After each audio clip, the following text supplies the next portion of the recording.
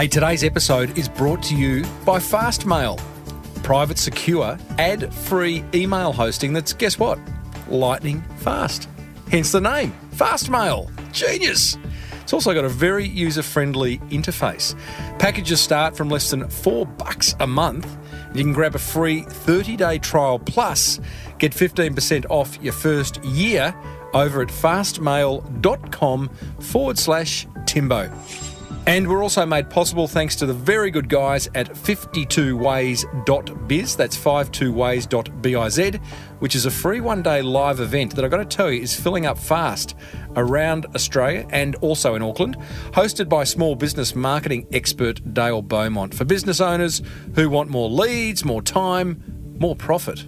Grab your free tickets over at 52ways.biz before it's too late.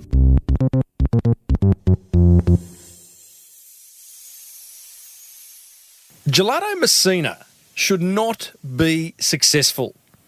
It lives and breathes one very challenging core value. It pumps the in-store music so loud that you can hardly hear yourself order, and it does collaborations that would appear completely off-brand. But what would I know? Gelato Messina is killing it. I said, welcome to a small business marketing show where successful small business owners share their souls to take your marketing straight to the lead. Now, here's your host, Mr. Timbo Reid. And welcome back to another episode of the Small Business Big Marketing Show. I am your host, Timbo Reid. You, infinitely more importantly, you're a motivated business owner, ready to crank out some great marketing to build that beautiful business of yours into the empire it deserves to be.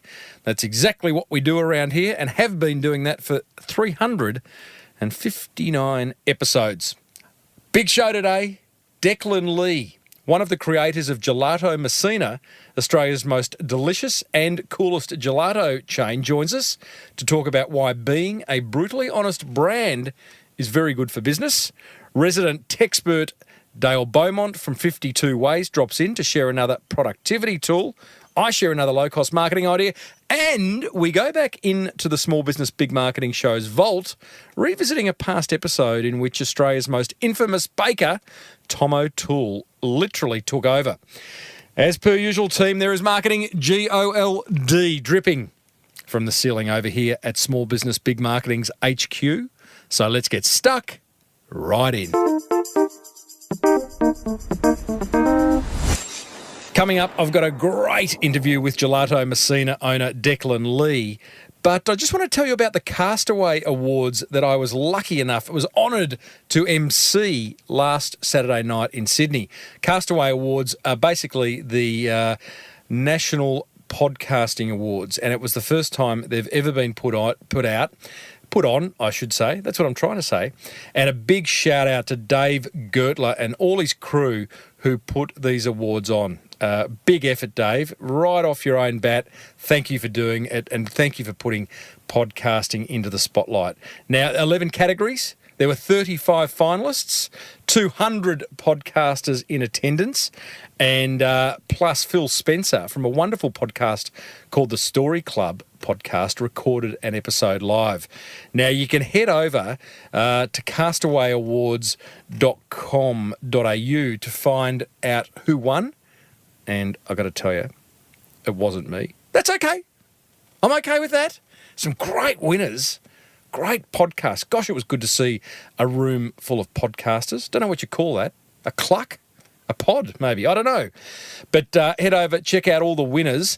And plus, on smallbusinessbigmarketing.com/359, I'll put a video of the entire event, which was streamed live and recorded.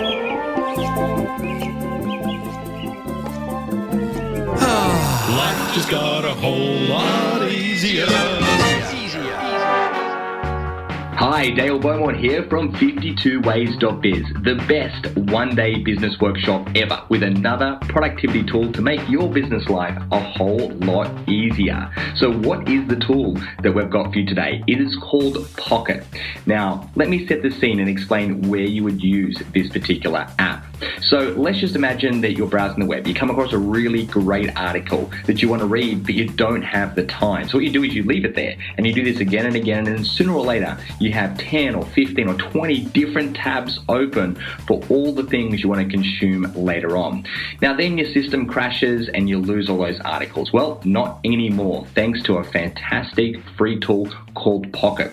So the first thing you need to do is install it within your browser, whether that be Safari or Chrome.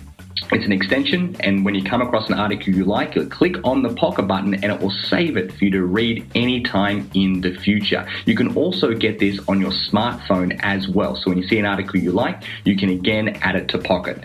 Then you can log into the app on either your computer or your phone, read all those articles at a time that's convenient for you. You can also consume them offline as well, like when you're flying in the air. Plus, you can also click a button and have those articles read out to you. So you can now consume them on the drive to work. It is a fantastic tool, so you should check it out. There you go. I told you life would get a whole lot easier. This has been Dale Beaumont from 52ways.biz. Now, back to you, Timbo. Life just got a whole lot easier. Oh, well, there you go. Thanks, Dale, for making our lives a whole lot easier. Pocket's a brilliant tool, and you'll find a link to it over at smallbusinessbigmarketing.com/359. Speaking of brilliant things, one of my ongoing mantras for small business owners is to never stop learning. So I encourage you to get along to one of Dale Beaumont's 52 Ways live events. Tickets are free and they are going fast.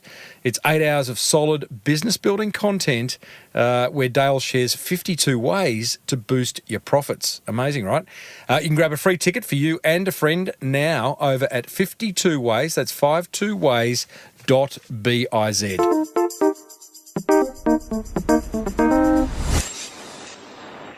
Coming up after today's interview, I'll share another low-cost marketing idea that you can implement now. However, let's get stuck into today's guest, who is a successful small business owner who shouldn't be successful. He's breaking all the rules. His name is Declan Lee, and he's one of the co-creators of an amazing gelato experience called Gelato Messina, with 17 outlets around Australia and one in Vegas, baby, Vegas.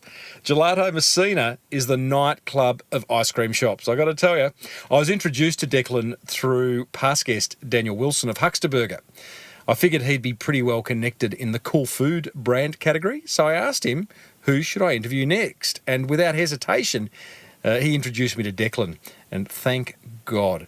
The guy's a marketing genius. He might not know it, but trust me, some of the insights and learnings he's about to share with you and I are gold. And a lot of them go against the grain of how successful business is often done. I started off by describing to Declan my first Gelato Messina experience. Now, matey, I've got to tell you a story. The other night, we had parent-teacher interviews with my beautiful daughter, Stephanie. Afterwards, she got a glowing report, mate. So that's good to she said, yeah, great to hear. We went out to dinner in Chapel Street, South Yarra, and then we wandered down afterwards. She said, we got to get a Gelato Messina. And I go, well, you're not going to believe this. I'm interviewing the founder of it next week. Mate, we were walking towards your store, and I said, Steph, gee, that music's loud. Where's that coming from? She goes, I think it's coming from Gelato Messina. We got there. It was like the nightclub of ice cream shops. That's what we want to hear. Yep, perfect. My plan. The people behind the counter were dancing. People were coming in dancing. I kid you not, and I took a video of this, which I'm going to put in the show notes. There was about, on a cold Melbourne night, there was about 15 people in there smashing down your product as if it was the last ice cream they were ever going to eat.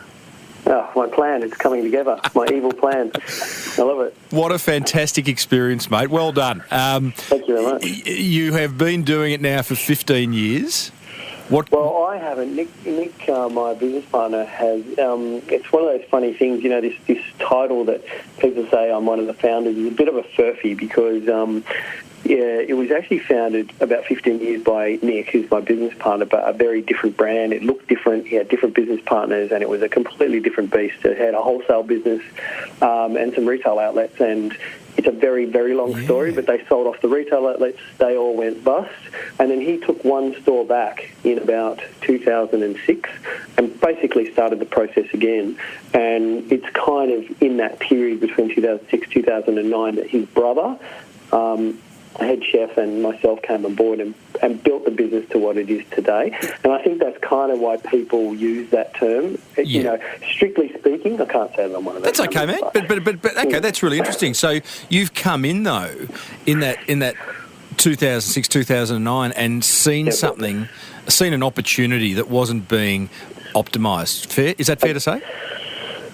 Look, I'd love to say that was fair, but in some ways it's also not. The honest truth is we just fell together, right? Nick and I and his brother Danny owned a restaurant together with another guy.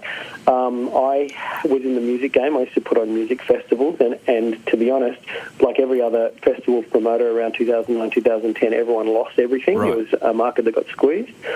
And I was essentially looking for something to do, and we just hung out. And I was just using social media for food in a way that not many people were doing it. Mm-hmm. And the reason I did that was because I came from a festival background. So right time, right place, a little bit of skill. What was the opportunity that you saw, Declan? You know, it sounds so simple now, but, you know, we had this opportunity to use social media to build a community.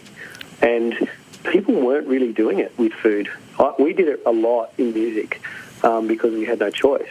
But with food, it was all about, you know, getting reviews in Sydney Morning Herald or wherever it was in publications, and that's how you built your business, apart from word of mouth, of course. And we had this opportunity to build community through social media, and we did that. But it's all very well to build a community, but you've got to have a good product. Absolutely. And you know, I to this day always say that I could never do my job without the product that gets produced by Nick and Donnie, and I don't think the business would be what it is without our twist on the kind of the marketing or the brand side of it as well. I think it was a perfect storm of people that came together at a time in their lives that worked. Yeah. Okay, so let's just talk about that. It's great product. Like, let's give the big tick of approval. Everyone listening, go to Gelato Messina's website if you can't get to a store and just see the incredible product. But what is it about the experience that, you know, I had an amazing time there. I said to Steph, we were going to just grab a gelato and head back to the car. We sat there, and it was quite absorbing. It was like, what have you done there? Look, there was no grand plan, but it was just this thing where none of us really liked this concept of a really bright fluorescent light kiddie-based ice cream store. It just wasn't what we liked, and I think we always thought that if the lighting was right and the mood was right, you would attract everyone. And the music thing came from me, right, from my background as a DJ and music festivals, and it was just this outlet. We just liked house music, and I liked underground house music, and so I used to do the playlists. And then when we were at stores in the night, certainly when we worked it, we just wanted it to feel a bit like a party. We didn't want it to feel so out of control that you didn't want to step in the door, but we did want it to be fun, and it just turned into this place where it feels like an ice cream nightclub. It does. I tell you what, I being the old man that I am, I said to Steph, when the lady took our order, I said, "What did you say? I can't hear you." I could not hear her. She couldn't hear me, and yet it's like you're walking. That does piss a few people off, but it also, it's one of those things. It's like when you're in a nightclub, you can't hear anything either, and you get by and you get used to it. And you know, I think your motives are a bit different at the nightclub. This is true. Look, I think there's a limit. Sometimes the music is too loud, and sometimes, you know, the kids that work for us maybe do push it a bit too hard, and we don't want that to be the case. You know, I don't want a little granny coming in from wherever, walking into that store and thinking, "Oh God, this is awful." I wanted to walk in and go, you know, it might not be totally her taste, but she can walk in and go, oh, this is actually kind of fun. She's not going to walk in, mate. Come on, Declan. There are some people who are just not going to walk in. Yeah, Which is interesting. Let's talk about that. Let's talk about polarising people, because as much as every business owner wants every single person to walk into their store or to buy from them, I think that's being unrealistic, unless you're Coca-Cola, right? Which is, I know that's just a generic brand. But how do you... What's your view on polarisation? I don't think we're that polarising, to be honest. I mean, you may not want to come in at night time, but you come in during the day. And the reason that I know that is because we know our customers. You know, we have customers that have been with us for a long time, and we got little Jewish grandmothers from Bellevue Hill in Sydney to students, to school students, to high school students, and I think there's a pretty good mix across the board. Like I said, there's occasionally people that just don't like it, and that's with any business. You know, like it's like the quality of what we do. You know, we make a really superior product, and I won't. I'm telling you now, the way we make it is not like anyone else, really, in the world. No one bothers to do what we do. Now, it doesn't mean you like it. Not everyone is into it, but at least we do what we say we're going to do. And I think it's the same, you know, we stick to our guns, and most people are into it. And if you don't, then that's okay as well. Okay, that's cool.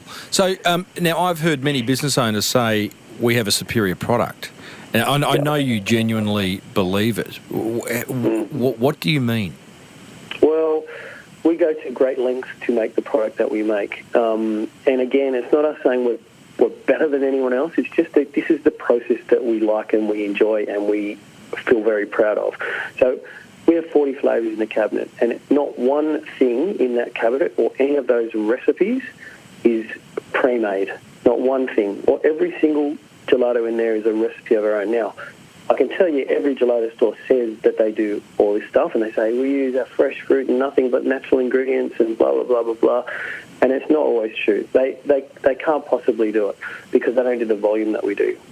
Now, some people make from recipes and some do a combination of both, but we make everything from scratch. I think there's only two things that we don't make from scratch, and that's a biscuit that goes in the tiramisu called a ladyfinger biscuit and an amaretti biscuit, because we can't make them as good as someone else can. And you've just done a collab with is that right? Collaboration with Tim Tam. Yeah, so that's a separate thing, right? So that's slightly odd for us. Yeah, I thought so too. Yeah, but you know, we like doing things like that. We like doing slightly odd things. You know, we've done weird things in the past, and that was one of these opportunities where this huge brand that we all loved came to us. It felt quite commercial for us. Yeah, I thought you were selling out. I said to Steph, I said, I think you've got it wrong. Yeah, well, that's the interesting thing that you say that, because we knew that might be, a comment on some people's lips, and we thought about it long and hard and thought, are we selling out? And then, you know, the thing is, it's not. We decided that we all like Tim Tams, right? Mm-hmm. We had this great opportunity where an amazing brand that is in most people's houses came to us and said, we really like what you guys do, and we would like to do 4 flavours that are based around your gelatos. And we thought about it and went, you know what? It's an honour for a brand that's of that size to come to us and go, we really like what you do, and we're going to brand them with your branding, and we'd like you to help us develop the flavours. And true to their word, we developed the flavours with them. We didn't just sit on the sidelines. We actually developed them with them. And it was a really great experience. And, of course, you run the risk of people thinking you sell out. But what are we selling out to? I mean, we don't make any money from it. We don't get paid for it. See, I would have thought that I think Tim Tam should be honoured to be associated with Gelato Messina. And I know I sound like a fanboy, but what I mean by that is, like, they're the ones looking for the street cred, right? Right. I would have thought that should have been a sponsorship. You know, I would have thought you guys should be paid to take on Tim Tam. Seriously. Maybe you should call them. Look, we certainly had I want to go into details, but it was certainly, part of the conversation. But in the end, the decision was that we both decided it was mutually beneficial. For sure, Tim Tam was looking for a less commercial collab where they got a bit of street cred, and we had this opportunity to put our brand out into cities and markets and states where we have no existence whatsoever, including, places like South Australia and Perth and whatever. And we thought to ourselves, well, let's take the punt. Mm-hmm. Let's make sure that the content that we produce about it, because we make our own content here, and when I say content, I mean videos and photos and all that sort of stuff. And we thought we can direct it, and we can have a say in how it's branded. We can have a say in how it's messaged. And we thought, let's take a punt. Let's see how this goes. And it's been a great experience, to be honest. And we haven't had too many people say to us, we have not had many negative comments about it, to be honest. Yeah, cool. And we're already talking to them about doing another year with them. So. Wow. Now, what's next, mate? Fanta flavoured orange gelato? Well, we never say no to Correct. I just love, we have so many opportunities come to us. We did a really interesting project with Airwick last year, and when they came to us, I just went, there's no way I'm doing... A toilet freshener? Correct. And they came to us, and I actually said to the agency, there's no way. And they said, please, just hear us out. I said, of course, we'll always listen. And they told us what the project was, and they gave us carte blanche on changing flavoured desserts for some media things. And it was a really interesting experience where we got to work with a food technologist, and so we said yes. We went, yeah, okay, let's do it. So just to be clear, you don't have a toilet freshener flavoured gelato in the mix? Not at the moment, no. Not at the moment. Never say never. But it was an interesting project where we got to push the boundaries of what we do, and it was about working with a food technologist that showed us how we could suspend certain things in, certain liquids. We talked about how we can make a food experience change as it changes in your mouth, and it was just really interesting foodie stuff. And we thought, you know what, I don't care if it's Airwick. They've got vision. They saw us as a leader in what we do, and they want to work with us. So I said yes. Interesting. Hey, listeners, I am talking to Declan Lee, one of the co-founders of Gelato Messina. If you haven't been there, you've got to try it. Declan, I want to talk to you about this whole concept of honesty in business. I just have a couple more questions about the business. One is you don't take cards. What's that about? Believe it or not, as of today, we are taking cards everywhere. Next, beauty. Yeah, it's one of those funny things. I get asked about it all the time, and everyone just thinks we're sticking cash under our bed, but we're not. It was traditionally the fastest way to transact. Yep. Obviously, that's changed now, and we just got the way that our counters work. We don't have much room, and it's a part laziness. It's part that we don't like paying banks fees to do very small transactions. Most of our transactions are under $10. Mm-hmm. So, I did the numbers, and it would cost us a lot of money, but the time has come where we've just got to do it. And in fact, I think all the machines arrived today. There you go. You're in Vegas. You have a store in Vegas. We do. What's that about? Oh, it's a really good question. We had an opportunity to go over there with some guys who were opening another food outlet from Australia. And they got us involved. We met the people over there. It cut a long story short. It was opportunistic, and we thought, you know what, someone else was going to back it. We thought we could control it, and it was a great experience to open a store in another territory because you learn so many lessons. There's a but coming. There's a but. No, look, I don't. It was in the wrong place, location-wise. It wasn't on the strip, and it's sort of out west, and. We were told a few porcupines by the developers out there where they built this huge shopping centre that has, an Apple store and Victoria's Secret and Macy's and all this stuff. We thought, they've all done their research. And they didn't build any of their residential, so it hasn't worked out terribly well. Ghost town. It is a bit of a ghost town, but, again, you learn lessons. Like, that would never happen here. But in Vegas... Yeah, I like the way you clearly have a mindset around opportunities. Like, I think some business owners are closed. You could quickly go no before you say yes, but hear you out. You have to look at everything, and I think that's the beauty of what we do. We don't have these set rules about how we do business, and really good. We get agencies come to us all the time and say, we could really help you tighten up your branding. It's a bit loose here, and it's like, yeah, it's loose.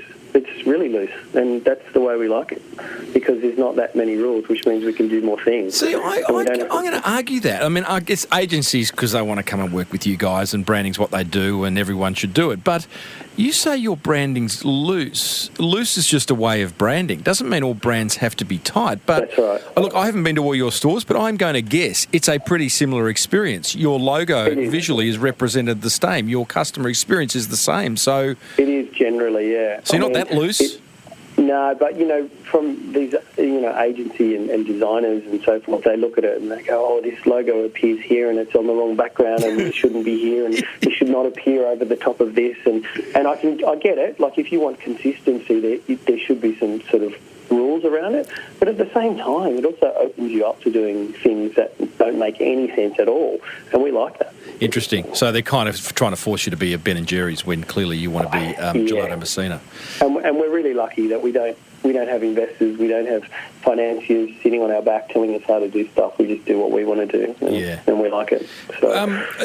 Declan, let's talk about honesty, because when I spoke to you last week and we were talking about this interview, and I said, what's the one thing you really are quite passionate about? You said, well, we have just one core value in our business, and it is honesty. And I know I said to you at the time, well, I think we both agree that having a whole lot of core values and printing them up on the wall is boring, and no one reads them or adheres to them. But I would also argue that honesty, hey, hang on, that's just a ticket to the game, because if you're not honest, then you're not in business. So how does honesty play out?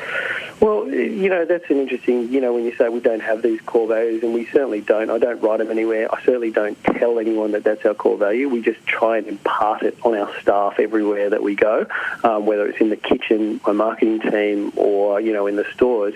There's this overriding and overarching core value that the way that we make our product is really honest. If we're saying we're using the best product from somewhere, we use the best nuts or we use the best quality milk or whatever, we do that. If we say that we don't, if we make everything from scratch, we make everything from scratch. And sometimes that's a harder and more expensive way to do it. But it also is across the board of how we treat customers, for example. So I really hate when you go into a retail experience or a food experience and something goes wrong and the staff member tries to, gloss over the thing and pretend that they know what's in the gelato, for example. We say to our staff, if you don't know what's in it and there's an allergy question, tell them you don't know and go to your supervisor. If you make a mistake, apologise to the customer and tell them you're going to fix it. It's just a conversational kind of attitude toward customer service. And when someone complains to us, if something's been done wrong, we will apologise profusely and go, how do we fix this? If we've done something right and they're just a whinger, I'm going to say to them in the politest possible manner, stop whinging, everything's okay, and don't speak to us like that. And it's a conversational thing. It's just, we try and treat our customers and our staff in the same way that we would treat friends. And it comes down to if you have a good friend, I think I said this to you the other day, if you've got a good friend and they lie to you and they get caught out, from that moment on, you don't trust a thing that they say. And we take the same attitude with our business. As soon as we start lying to people or pretending we're something that we're not and we get caught out, no one's going to trust us ever again. And that's a hard line to stay on, I think. But we try our hardest to do it. Mate, I love it. How do you get that into staff members? Do you induct them? Do you give them the booklet? Yeah. What do you do? Yeah, a bit of both. But I think mostly it comes from top down. I think we have great managers, and our philosophy and sort of policy on hiring managers is always what comes first is their attitude toward the brand and the business, and everything else can be taught. What do you look for? What do you look for? Just, people that are just not twids, that can deal with a situation with a bit of emotional, intelligence. I don't want managers that just have this sort of cookie cutter approach to how to deal with people. They need to be able to understand the situation, understand when something's wrong or when something's right, defend staff when they need to or not defend staff when they need to. It comes from those guys, which then comes from us. And we do induct staff and we try and teach them about the business, but it comes from working in the store and these people understanding how we do business and how we treat people. So it's not rocket science. No, it's not. It's not. It's just kind of just being human by the sounds of it. That's right. It is.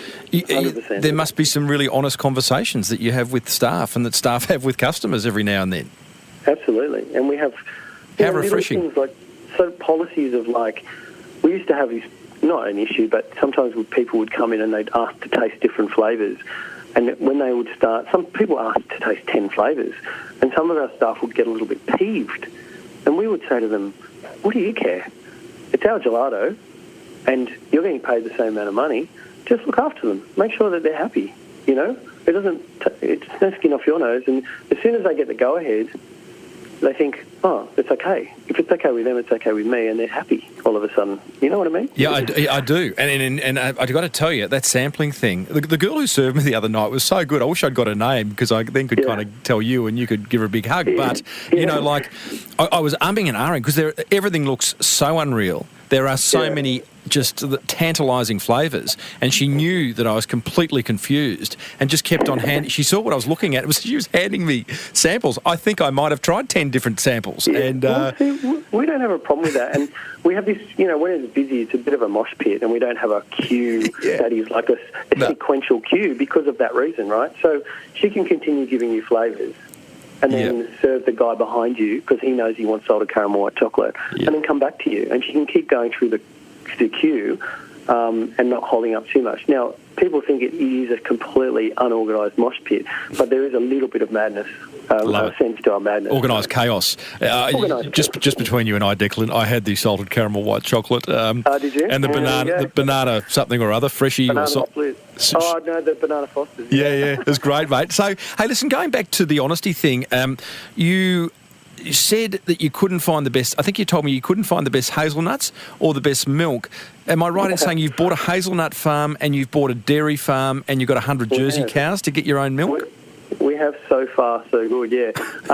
Look, it was one of these things that we never really planned on. The hazelnut thing, everyone says that they buy the best hazelnuts in the world from a place called Bronte in Italy, Piemonte, sorry, and the pistachios from Bronte, and we were getting these nuts in, and we were roasting them ourselves, and we got the volume, and we were getting the nut producers to make the paste for us, and sometimes it just wasn't cutting it for us. And then this opportunity came up for a hazelnut farm, and again, to cut a long story short, we found a variety of hazelnut that we could grow here that we roasted, and we went, we can make a great paste out of this, and it was equally, if not better, than the best hazelnut that we had got from overseas.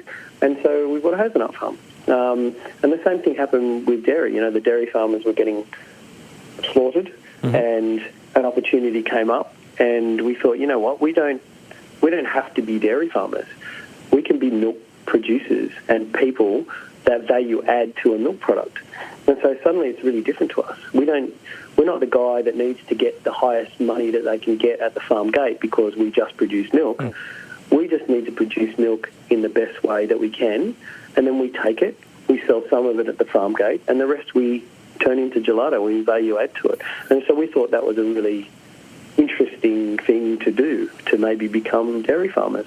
And it has been interesting. We've been testing things out. We've got a great business partner in Melbourne who's suddenly become a dairy farmer, and instead of milking the cows 3 times a day and stressing them out, they're milking them once a day, and we're finding that the fat content is higher.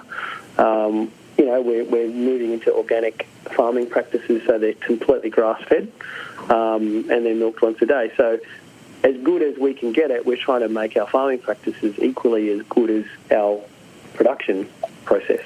Can you imagine, I can almost imagine, you got a hazelnut farm, you got a dairy farm. Is there maybe something in the future where the Gelato Messina brand extends into some kind of experience where you go and hang out for a day at a theme park? Absolutely. I mean, we already do it at the factory where you can come in and do gelato classes, and we were already talking about it. We would love to do something where you had an events centre and place on the farm where you could go around, do all that, and then we showed you how we produce gelato at the farm gate. You know what I mean? But you might be the Willy Wonka of gelato. I hope that we will be. I mean, we love that stuff. Look, we didn't buy a dairy farm and a hazelnut farm we weren't thinking, vertical integration, we can save money. We didn't do that at all. We just thought, wow, we could get the best milk we can. We can get the best hazelnuts we can, and it'll probably cost us money, but the rest of our business is great, and if it doesn't work out, we can sustain it, and worst case scenario, we sell it. It feels like Gelato Messina, the success of the brand is not going to be judged on profit because it just like your ice creams aren't that much more, if any, more expensive than your competitors. But it feels like it feels like production costs are higher. They're super high. Super high. They're ridiculously high. Okay, so what's success judged on? Look, we're in it to make money from the business, but the outlook for this business isn't we want to build it up, get it to a point where we can cut costs and then sell it to private equity. We want to leave it to our kids. Nice. So it's a very different way of thinking about your business. Then they can sell it to private equity. Yeah, probably. And if they do, they do. Do you know what I mean? But for our generation, for the four of us who are all sort of in our early 40s, we've all got small kids, and we're like, well, let's build a business that we're proud of. We'll build a business that we can leave to our kids, and what happens after that happens. Nice. And I think that's an interesting way to look at your business, and I think that in some ways builds a business that has even greater value. And we've always had this philosophy where you make the best product that you can, and it might cost you a little bit more, but that will get people coming in and buying your product over other products, and you drive volume, right? So our margins might not be as high as a franchise operation. In fact, I can tell you now they're nowhere near, but we do a lot more volume than a lot of those franchise operations, and for us it's the difference. Declan, just to finish up, mate, so you mentioned social media earlier. You create content, video, photos. A lot of business owners are struggling with social media. What's your philosophy and how do you approach it? Again, it's kind of honesty. The reason we have a lot of fodder for making content is because we make everything ourselves. So when we do a big event, and we make all these products for night noodle markets, and we might do deep fried ice cream balls and all this sort of stuff. I've got two guys here that are sort of videographers and photographers that work for me full time, and they can go in the factory at the time when they're making it, and they can film it, and they get it on camera, and we can then edit it and post that, and it's exactly what we're making. If you don't make that product yourself and you buy a product in and it comes in tins and then you put it in a churn and you got nothing to film, you don't have content. So you just see what I mean. If you don't have anything to talk about, there's nothing to talk about. So my philosophy is don't make it up, right? So you've got... don't make it up. You be honest, right? Back to honesty, that core value. You've got two guys. You've got a photographer. You've got a videographer. They're localised, so they're up in Sydney. Do you give your staff permission to post? How does it? What's the conversation look like?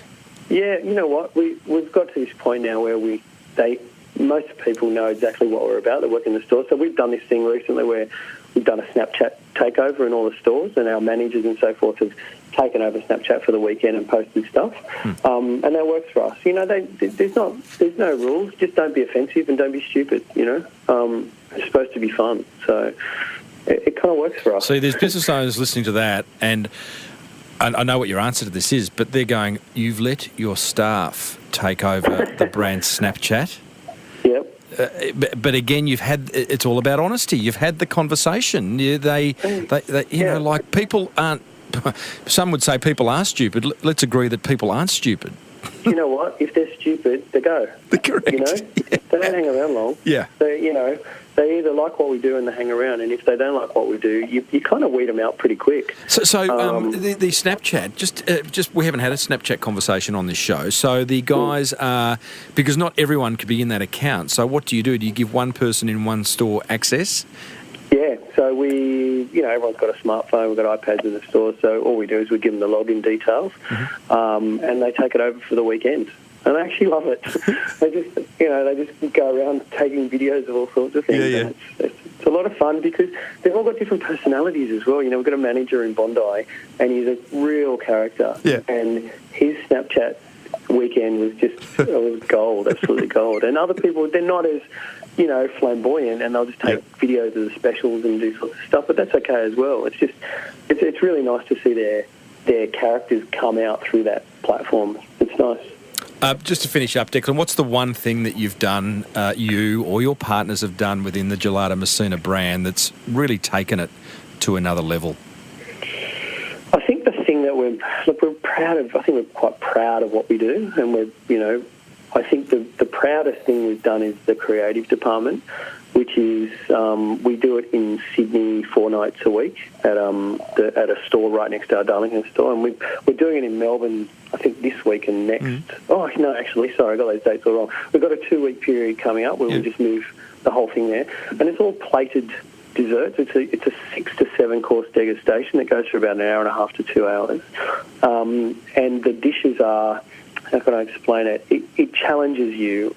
You know, we do things with gelato and savoury products that you never thought you would ever do. Garlic and vanilla gelato. You think you're this Heston bloke? Is that where you're headed? Yeah, it is a little bit like that, but not as.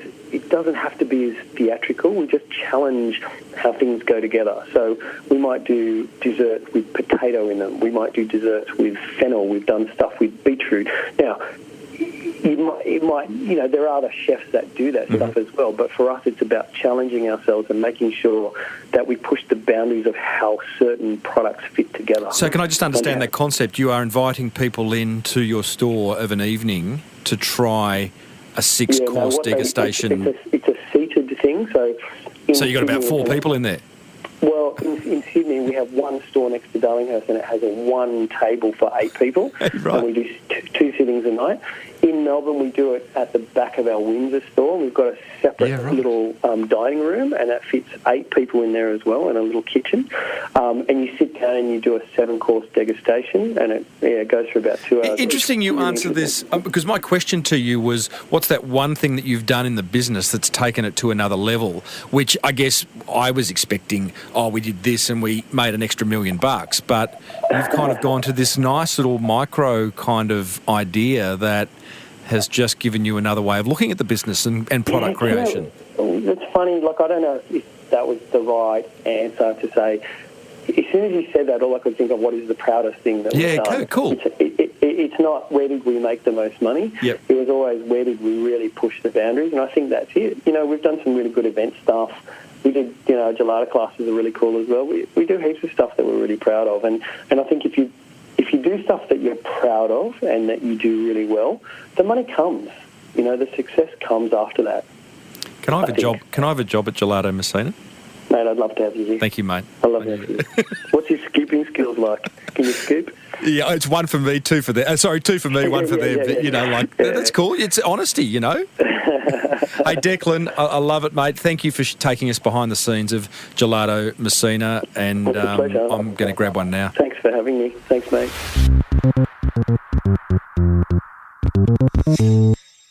There you go, team. Gelato Messina's Declan Lee. If you'd like to see the video of myself and my daughter at a Gelato Messina store recently, head over to smallbusinessbigmarketing.com/359. It'll give you an insight into exactly what we were talking about. Absolutely fantastic. Hey, coming up, I share my top 5. Yeah, I know, normally top 3. Top 5 attention grabbers from that fireside chat with Declan. Plus, I've got another low-cost marketing idea for you.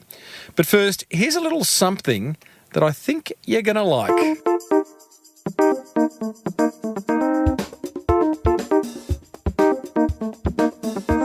This show is lovingly supported by Fastmail, an insanely secure, ad-free email hosting service for that beautiful business of yours.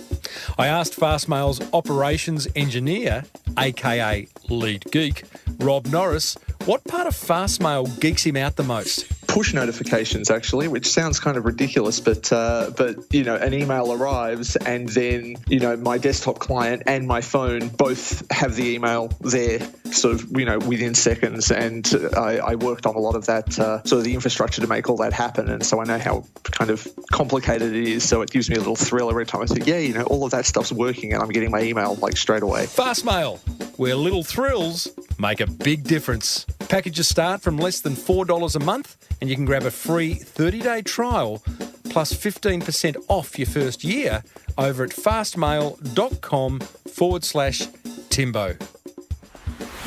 And a big welcome to Fastmail. Fantastic to have you guys on board. Now, my top 3, in fact, top 5, attention grabbers, thanks to 52ways.biz, a fantastic one-day business building event hosted by Dale Beaumont, and Fastmail, private, secure, ad-free email hosting.